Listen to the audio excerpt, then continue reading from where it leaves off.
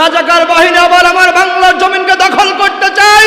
আমার বিশ্বাস আল্লাহি কাবার কসম করে বলতে পারি, প্রথম সারিতে দেশের স্বাধীনতা রক্ষার্থে যারা ভূমিকা রাখবে তারা হলো ইমানদার তাওহীদি জনতা এবং আলেমরা এক নম্বরে দেশের স্বাধীনতা রক্ষার জন্য ভূমিকা রাখবে। কথা বলেন ঠিক কিনা?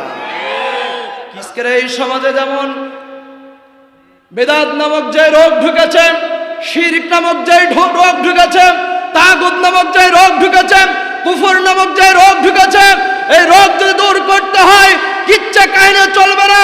কোরআন খুলে কোরআন থেকে তাফসীর করতে হবে। কোরআন নামক অ্যান্টিবায়োটিক যদি জাতির শরীরে প্রবেশ করানো যায় তাহলে সমাজ থেকে নাস্তিকতা, এই বেদাতি, এই কুফরিয়াত, এই জাহেলিয়াত দূর হওয়া সম্ভব। কথা বলেন ঠিক কিনা? কাজেই তাফসীর হবে কি থেকে? কোরআন থেকে। জোরে বলেন কি থেকে? তবে আমার ভাইরা আল্লাহি কোন রাজনৈতিক কথা হবে, কারণ রাজনীতি কথা বলে আমার লাভ নাই, কারণ এই দুনিয়ার পচা রাজনীতি আমাকে জান্নাত দিতে পারে না। কথা বলেন ঠিক কিনা? তবে আমার ভাইরা কারো পক্ষে বলতে চায় না, কারো বিপক্ষে বলতে চায় না, কথা হবে কোরআন থেকে। জোরে বলেন কি থেকে? আরো জোরে বলেন কি থেকে? কথা হবে কোরআন থেকে, কথা হবে হাদিস থেকে, কারোর মন গড়া কোনো কথা হবে না। কাজেই তবে একটা কথা ক্লিয়ার করে আমার ভাইরা, আমি যদি এখন কথা বলতে যাই আদম আলাইহিস সালামের জীবন থেকে, তাহলে শয়তান ইবলিসকে বাদ রাখা যাবে না। কথা বলেন ঠিক কিনা? আমি যদি কথা বলি ইব্রাহিম আলাইহিস সালামের জীবন থেকে, নমরুদকে ছেড়ে কথা বলা যাবে না। আমি যদি কথা বলি মুসা আলাইহিস সালামের জীবন থেকে, তাহলে ফিরআউনকে বাদ রেখে কথা বলা যাবে না। আমি যদি কথা বলি রাসূল কারীম সাল্লাল্লাহু আলাইহি সাল্লামের জীবন থেকে, তাহলে আবু জাহেল আবু লাহাবকে ছেড়ে কথা বলা যাবে না। কথা বলেন ঠিক কিনা? আমি যদি কথা বলি বর্তমান ইসলাম নিয়ে, ইসলামী আন্দোলন নিয়ে, ইসলামী হুকুমত নিয়ে, তাহলে বর্তমান নব্য আবু জাহেল, নব্য ফিরআউন, নব্য নমরুদ, আবু লাহাবকে ছেড়ে কথা বলা যাবে না। কথা বলেন ঠিক কিনা? কাজেই কারো গার মধ্যে যাক, বুকের মধ্যে যাক, মাথার মধ্যে যাক, কারো চেয়ার চলে যাক, আল্লাহর জমিনে আল্লাহর কোরআনের কথা হবে। কোন রক্ত চক্ষুকে বই করা চলবে না, চলবে না, চলবে না। কারা কারা রাজি আছে মুসলমান দুহাত তুলে আল্লাহকে দেখা।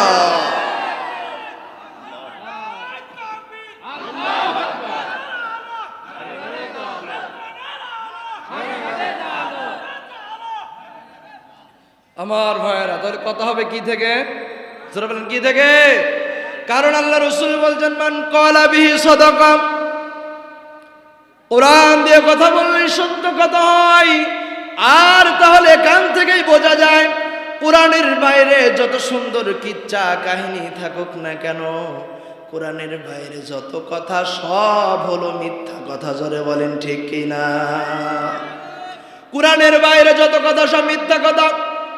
যত সুন্দর কিচ্ছা হোক না কেন, কিচ্ছা শুনে যদি চোখের পানি ফেলতে ফেলতে আপনি বেহুশ হয়ে যান, আর যদি আপনার শরীরের মধ্যে ঈমান দুর্বল হয়ে যায়, শিরকিয়াত যদি আপনি লালন করেন, বেদাত যদি লালন করেন, কুফর যদি আপনার হৃদয়টা কেড়ে ফেলেন, আজীবন মৃত্যুকাল, এই কিচ্ছা কাহিনী কখন আপনার হেদায়েত আনতে পারে?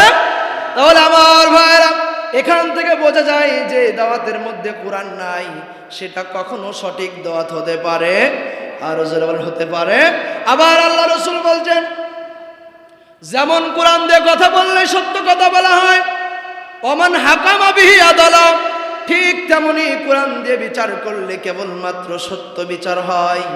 তাহলে আমার ভাইরা আজকের সমাজে কি কোরআনের বিচার আছে নাকি? আজকের পৃথিবীতে কোরআনের বিচার আছে নাকি? আজকে যদি গোটা পৃথিবীতে কোরআনের বিচার থাকতো, তাহলে কত মদখোর, কত লুচ্চা, কত বদমাইশ বুকের বোতাম খুলে সিনা ফুলিয়ে রাস্তাঘাটে ঘোরে, আর কোরআনের দায়রা বছরের পরে বছরে চার দেয়ালে বন্দি থেকে ওই কারাগার থেকেই তারা দুনিয়া থেকে বিদায় নেয়। কথা বলেন ঠিক কিনা? আরো যারা বলেন ঠিক কিনা? কারণ কি সঠিক বিচার নাই বলেন? আজকে আমার দেশে তো বড় লোকের ছেলের জন্য এক বিচার, গরিব মানুষের ছেলের জন্য আর এক বিচার, ঠিক কিনা? কারণ বড় লোকের ছেলের জন্য বিচার একরকম হবে কেন? কারণ তার পাওয়ার আছে, ক্ষমতা আছে। আর গরিবের ছেলের জন্য বিচার আর একরকম হবে, কারণ হলো সে তো গরিব মানুষ, ভ্যান চালান। আব্দুর রহিম খেটে খেটে খায়, গরিব মানুষ কামলা দিয়ে খায়, তার টাকাও নাই, লাঠিও নাই, উকিলও নাই, ব্যারিস্টারও নাই, জোরে বলেন ঠিক কিনা? কিন্তু আমার ভাইরা, আজকের সমাজ যদি আল্লাহর কোরআনের বিচার থাকতো, তাহলে বলেন তো আজকে ওমরের সেই যুগের বিচার পাওয়া যেত কি যেত না? যেত কি যেত না? আজকে তো আমার দেশে ধর্ষণ করে সেঞ্চুরি করা হয়, ঠিক কিনা বলেন? আর ধর্ষণ করে সেঞ্চুরি করে তাকে ফুলের শুভেচ্ছা দেওয়া হয়, গালিচা দেওয়া হয়, আর মিষ্টি মুখ করায়। আর একজন আলেম বৈধ স্ত্রী নিয়ে হোটেলে গেলে তাকে কাবিন নামার দোহাই দিয়ে বছরের পরে বছর জাতি থেকে আলাদা করে রাখে। অন্যায় বিচার সমাজে আছে না? নাই? আছে না? শাকিব খান সন্তান পেটে এসে বাবা হয়েছে, তারপরে রিপোর্ট পাওয়া গেছে সন্তানের পিতা কিনা শাকিব খান, ঠিক কিনা বলে? আমি তো বলি আমার ভাইয়েরা, শাকিব খানের কপাল ভালো, সে আলেম নয়। শাকিব খানের কপাল ভালো, একজন চলচ্চিত্র নায়ক।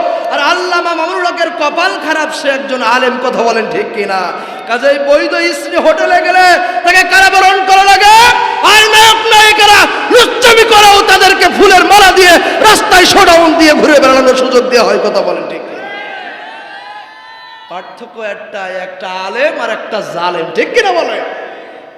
এই জন্য আমার ভাইরা, রসুল যেহেতু বলেছেন মান কলা বিহি সাদাকা, কেবল কোরআন থেকেই কথা বললে সত্য কথা হয়। কাজেই আমরা কথা বলবো কি থেকে? আরো জোরে বলেন কি থেকে? আসুন আমার ভাইরা, আর ভূমিকায় কথা নয়, আমি যতটুকু সময় পাবো আমার ভাইরা কোরআনুল কারীম থেকে ধারাবাহিকভাবে আলোচনা করার চেষ্টা করবো। আমার ভাইরা, অনেক গবেষণা করে আপনাদের সামনে আলোচনা নিয়ে এসেছি, জানি না আমি কতটুকু সময় পাবো আপনাদের সম্মুখে। আমার ভাইরা, যদিও আমি এলাকাতে নতুন, ঠিক কিনা বলেন? যদিও এলাকাতে আমি একেবারেই নতুন, অজের জগতে। কিসের জগতে? কারণ এদিকে অজ করতে আসা হয় না, কিন্তু বহুবার এদিকে এসেছি। আমাদের প্রিয় শাহিন ভাই, গোটপাড়া বাজারের প্রিয় তরিকুল ভাই, ভাইদের সাথে সেই আত্মার সম্পর্ক। আল্লাহ তাআলা ভাইদেরকে দিনের জন্য কবুল করবে না, আমিন।